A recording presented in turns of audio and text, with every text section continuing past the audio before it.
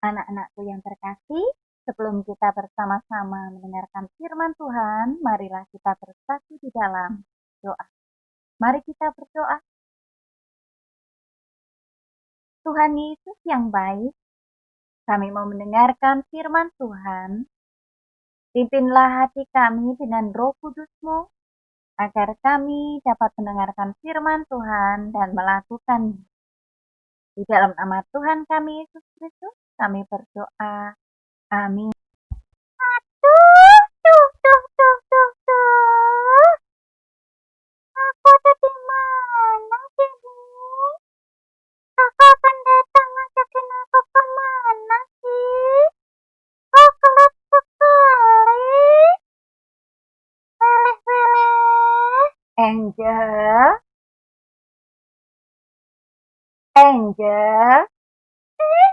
Kakak pendeta. Aku gak bisa lihat apa-apa nih kakak pendeta.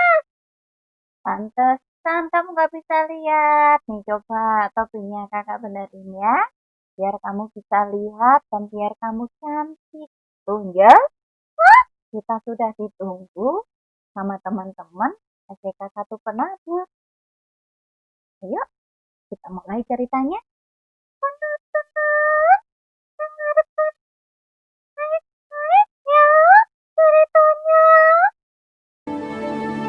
Maka Yakub berangkat dari Beersheba dan pergi ke Haran. Ia sampai di suatu tempat dan bermalam di situ karena matahari telah terbenam. Ia mengambil sebuah batu yang terletak di tempat itu dan dipakainya sebagai alas kepala, lalu membaringkan dirinya di tempat itu. Maka bermimpilah ia. Di bumi ada didirikan sebuah tangga yang ujungnya sampai di langit, dan tampaklah malaikat-malaikat Allah turun naik di tangga itu. Berdirilah Tuhan di sampingnya dan berfirman, Akulah Tuhan, Allah Abraham, nenekmu, dan Allah Ishak. Tanah tempat engkau berbaring ini akan kuberikan kepadamu dan kepada keturunanmu. Keturunanmu akan menjadi seperti debu tanah banyaknya, dan engkau akan mengembang ke sebelah timur, barat, utara, dan selatan. Dan olehmu serta keturunanmu, semua kaum di muka bumi akan mendapat berkat. Sesungguhnya aku menyertai engkau, dan aku akan melindungi engkau kemanapun engkau pergi. Dan aku akan membawa engkau kembali ke negeri ini, sebab aku tidak akan meninggalkan engkau, melainkan tetap melakukan apa yang kujanjikan kepadamu. Ketika Yakub bangun dari tidurnya, berkatalah ia, Sesungguhnya Tuhan ada di tempat ini, dan aku tidak mengetahuinya. Ia takut dan berkata, Alangkah dahsyatnya tempat ini. Ini tidak lain dari rumah Allah. Ini pintu gerbang sorga. Angel.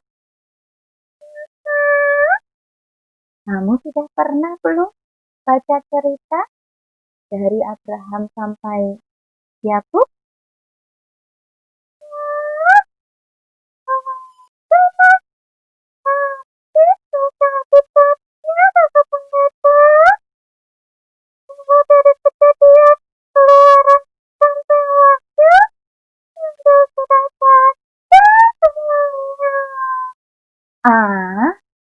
Yang benar, Angel. Lalu, apa yang kamu dapat dari ceritanya? Yang dapat sih, apa janji Tuhan itu manis hati semua.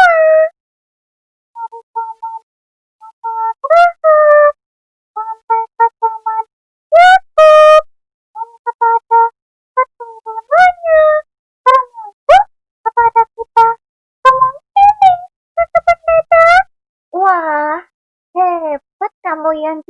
malu-maluin. Bapak Pendeta ajak kamu di sini. Benar apa yang dikatakan Angel anak-anak. Janji yang manis dari Allah berlaku juga untuk kita semua sebagai anak-anak Tuhan. Kita sudah sering mendengar janji Tuhan dalam hidup kita melalui firman Tuhan atau cerita Alkitab yang kita dengar di ibadah sekolah, di sekolah minggu di gereja kita, yang biasa kita ikuti secara online selama ini. Tetapi merasakan sendiri kehadiran Tuhan dalam hidup kita, itu adalah hal yang penting. Itu mengapa janji yang manis dari Allah ini terus diulang-ulang dari zaman Bapak Abraham, zaman Yakub, dan pada masa sekarang ini kepada kita semua anak-anak. Karena janji Tuhan tentang keselamatan tidak akan ada gunanya bagi kita jika kita sendiri belum merasakan bahwa Tuhan yang menjanjikan janji itu benar-benar ada dan hadir dalam kehidupan kita sendiri. Untuk itu ada beberapa pelajaran penting dari cerita ini, anak-anak. Yang pertama, untuk dapat merasakan kehadiran Tuhan dalam hidup kita, maka kita harus menyadari bahwa diri kita ini lemah, diri kita ini terbatas. Yakub sendiri tentu sudah mengetahui tentang Tuhan Allah dari orang tuanya ketika dia masih kecil. Tetapi nampaknya sepanjang hidup Yakub sampai dengan peristiwa di Betel itu, dia tidak pernah merasakan langsung kehadiran Tuhan. Lalu yang kedua, tubuh yang Yakub dirikan adalah cara Yakub untuk mengingatkan dirinya sendiri, bahkan kepada keturunannya tentang Tuhan. Maka baiklah kalau kita pun punya waktu, punya tempat, punya momen untuk diingat, untuk mengingatkan kita kembali tentang penyertaan Tuhan di dalam kehidupan kita. Boleh juga dengan kita menyediakan tempat yang khusus di kamar atau rumah kita untuk berdoa kepada Tuhan. Boleh juga dengan kita menyediakan jam-jam atau hari-hari atau tanggal khusus yang kita sediakan untuk merenungkan penyertaan Tuhan dalam hidup kita. Termasuk diantaranya saat kita berulang tahun, saat kita mencapai prestasi tertentu dalam hidup kita. Wah, rasanya itu waktu yang tepat untuk kita mengingat janji Tuhan yang manis itu. Wah, aku setuju. Aku setuju, Kakak Pendeta. Pada saat kita ulang tahun, pada saat kita berprestasi di sekolah, adalah saat yang tepat untuk kita mengingat janji Tuhan itu. Tapi, gimana caranya, Kakak Pendeta?